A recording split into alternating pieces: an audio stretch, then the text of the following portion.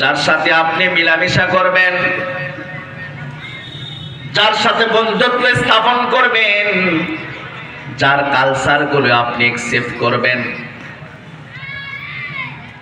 যার চরিত্র আপনি গ্রহণ করবেন, যাকে আপনি সমর্থন করবেন, যাকে আপনি আপনার হুকুমতের যার পারমিশনে আপনি চলবেন, এই লোকটা যদি ভালো হয়, জান্নাতি হয়, তাহলে তার সাথে মিলামিশার কারণে আপনার জায়গাও জান্নাত।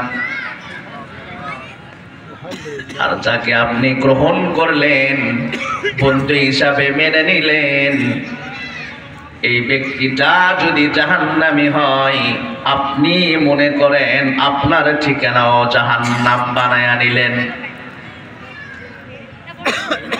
কথায় কথা মনে পড়ে যায়।